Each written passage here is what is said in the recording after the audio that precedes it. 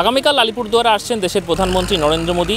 এই মুহূর্তে চূড়ান্ত ব্যস্ততা, চূড়ান্ত প্রস্তুতি চলছে আলিপুরদুয়ার প্যারেড গ্রাউন্ড ময়দানে। আমি যেখানে দাঁড়িয়ে রয়েছি এই রাস্তা ধরেই কিন্তু সাধারণ পাবলিক, বিজেপি কর্মী সহ সাধারণ মানুষ তারা কিন্তু এদিক দিয়েই কিন্তু নরেন্দ্র মোদীর সভায় তারা প্রবেশ করবেন। চূড়ান্ত ব্যস্ততার পাশাপাশি সাধারণ মানুষ তারা কিন্তু উদ্গ্রীব হয়ে আছেন মোদীকে দেখার জন্য, দেশের প্রধানমন্ত্রীকে দেখার জন্য। পাশাপাশি সাধারণ মানুষ তারা কি দাবি তুলছেন, তারা কি বলছেন মোদীর এই আলিপুরদুয়ার সফরকে ঘিরে, তাদের কি বক্তব্য, সমস্তটাই আমরা তুলে ধরব উত্তর সংবাদের পর্দায়। দেখুন সেই ভিডিও। খুবই উৎসাহিত, কারণ কি ভারতবর্ষের দ্বিতীয় প্রধানমন্ত্রী যে আলিপুরদুয়ারের বুকে আসতে যাচ্ছে, এবং আমরা খুবই আনন্দিত এবং উৎসাহিত যে মোদী কালকে আসার পরে নিশ্চয়ই আলিপুরদুয়ারের জন্য অনেক ভালো ভালো ঘোষণা করতে যাচ্ছে। শুধু একটাই বক্তব্য যে জানি পরবর্তীকালে সেটা নিশ্চয়ই প্রশাসন থেকে করা হবে। ভারতবর্ষে প্রধানমন্ত্রী এসছেন, আমরা খুবই উৎসাহিত, কিন্তু সাথে সাথে আর একটা আলিপুরদুয়ারের ঐতিহ্য, আমাদের আলিপুরদুয়ার প্যারেড গ্রাউন্ডটা আমি আশা করি যে পরবর্তীকালে মাননীয় প্রধানমন্ত্রী চলে যাওয়ার পরে প্যারেড গ্রাউন্ডটা আবার পুনর জায়গায় ফিরে আসবে। দেবশ্রী চ্যাটার্জি, অ্যাডভোকেট, আলিপুরদুয়ার। কেমন লাগছে? ভালো লাগছে, ভালো। হ্যাঁ, দেখতে তো যাবো, অবশ্যই দেখতে যাবো। প্রায় 40 বছর আগে রাজীব গান্ধী আসছিল।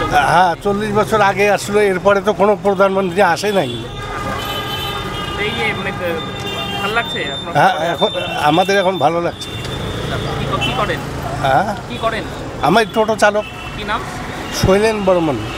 আমাদের এখানে আসছে, আমাদের যাদের যেগুলো কোয়ারি আছে সেগুলোর কিছু তো অ্যাটলিস্ট উনি আমাদের উত্তর দিতে পারবেন, বা উনি আমাদের এখানে আলিপুরদুয়ারে আসছে, আমাদের খুব ভালো লাগছে। মানে অ্যাটলিস্ট আমার খুবই ভালো লাগছে। আমি তো কালকে যাবো জনসভাতে। দেখতে যাবেন? হ্যাঁ, অ্যাবসলিউটলি, কেন যাবো না? আমাদের প্রধানমন্ত্রী বলে কথা, অবশ্যই যাবো। 40 বছর আগে দেশের প্রধানমন্ত্রী এসেছিলেন আলিপুরদুয়ার শহরে। একদম 40 বছর পর মোদী আসছে, আমার খুব ভালো লাগছে। আসবে, অলওয়েজ ওয়েলকাম আলিপুরদুয়ারে। আপনার কি নাম?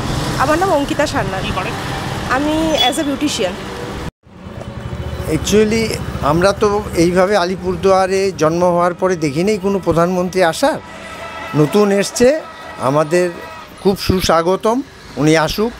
আমাদের আলিপুরদুয়ারবাসীর কিছু উন্নয়ন বা দিশা কিছু, যেমন আমাদের একটা সর্বপ্রথম আলিপুরদুয়ারে সুপার স্পেশালিস্ট হাসপাতাল চাই, সেটা যেখানেই হোক, আলিপুরদুয়ার শহরে যদি হয় আমরা খুব উপকৃত হব। আমি শুধু গরিব লোকের সেবার জন্য এইটুক আমার প্রধানমন্ত্রীর কাছে আবদার থাকলো। অসীম কর।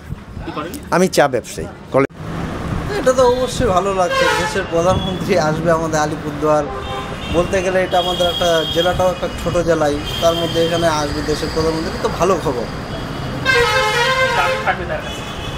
দাবি মানে এমনি দুটো দাবি তো, মানে আমাদের আলিপুরদুয়ারবাসীর দুটো দাবি যা আমি দেখছি আর কি, সবাই জিনিসটা চাচ্ছে। যে একটা হচ্ছে আপনার ওই hospital, super speciality hospital, railway হসপিটালের এখানে, আর একটা হচ্ছে ওই হাসিমারা এয়ারফোর্স আছে সেখানে একটা, মানে বিমানবন্দরের জন্য, জনসাধারণের জন্য।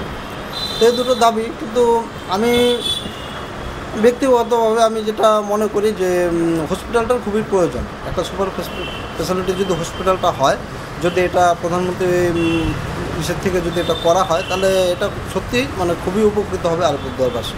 এই জিনিসটা হলে ভালোই। আমার নাম সঞ্জয় সরকার, আমি বিরিয়ানির দোকান চালাই। আচ্ছা, আলিপুরদুয়ারে কি বলবেন?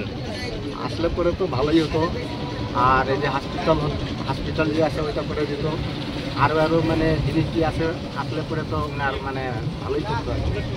আচ্ছা, মানে একদম সামনে থেকে দেখার ইচ্ছা আছে মোদীকে? আমরা তো টিভির মধ্যে দেখি, এখন সামনে দেখবো এইবার। আচ্ছা, শেষ প্রায় 40 বছর আগে রাজীব গান্ধী এসেছিল আলিপুরদুয়ার শহরে। হ্যাঁ, যখন তো আমরা আলিপুরেই ছিলাম, কিন্তু আমরা মানে আসি নাই দেখতে, ওই মানে মেন রোড থেকে আমরা দেখছি। আচ্ছা, মানে মোদীকে দেখার ইচ্ছা আছে? হ্যাঁ, দেখার ইচ্ছা আছে। আপনার কি নাম? সুরেন্দ্র সাহা। কি করেন?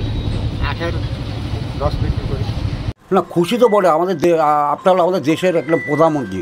ন্যাচারালি এই যুদ্ধের আবহের পরে আমাদের তো গর্বিত হওয়া উচিত। এরকম দেশের প্রধানমন্ত্রী আলিপুরদুয়ার একটা ছোট্ট শহরে আসতেছে, যে শহরটার একটা গুরুত্ব ম্যাক্সিমাম বাইরে গেল, শহরটার গুরুত্ব। তা আমরা প্রধানমন্ত্রীর নিকট আবেদন রাখছি একটা, কালকে জেলা নেতৃত্বকে সব দিয়ে আসছি, স্টেট রাজ্য নেতৃত্ব ছিল, সবাই ছিল, আমাকে ডাকছিল, সবাই সামনে আমি চিঠিগুলি দিয়েছি প্রধানমন্ত্রীর কাছে।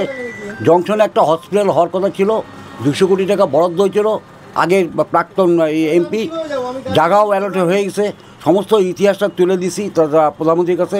এবং 2 নম্বর হচ্ছে করোনার আগে সিনিয়র সিটিজেনের একটা যে ছাড় ছিল পুনরায় ওটাকে চালুর জন্য আমরা প্রবীণ নাগরিক মঞ্চের থেকে আবেদন রাখছি প্রধানমন্ত্রীর কাছে। চিঠিটা কালকে প্রধানমন্ত্রীর হাতেই চলে যাবে। আপনার নাম? আমার নাম লেনিবোর, আলিপুরদুয়ার প্রবীণ নাগরিক মঞ্চ সেক্রেটারি। প্রতিক্রিয়া প্রধানমন্ত্রী আলিপুরদুয়ারের মতো শহরে, ক্ষুদ্র শহরে আলিপুরদুয়ারে প্রধানমন্ত্রী আসছে, আমরা তো খুবই খুশি। সারা আলিপুরদুয়ারের বাসী আমার মতোই খুশি।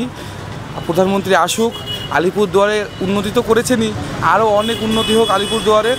আলিপুরদুয়ারে অনেক প্রকল্প হোক, আলিপুরদুয়ারে ইন্ডাস্ট্রি হোক, আলিপুরদুয়ারে সবটা ভরে উঠুক, সব কিছুতে এটাই চাই। সব ব্যবসায়ীদের ভালো হোক। সৌভিক ঘোষ, দইয়ালার থেকে। আমি একজন তৃণমূল কংগ্রেসের কর্মী, আমি তৃণমূল যুব কংগ্রেসের একজন প্রতিনিধি হিসাবে।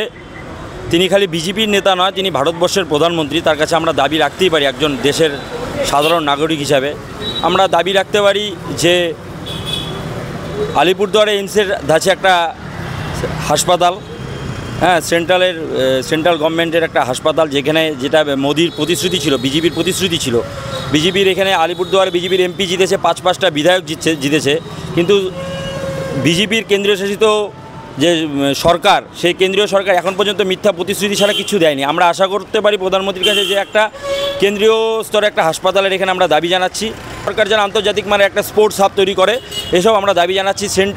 কেন্দ্রীয় বিশ্ববিদ্যালয়ে দাবি জানাচ্ছি, এখানে একটা এইমসের কাছে হাসপাতালের দাবি জানাচ্ছি একজন ভারতবাসী হিসাবে।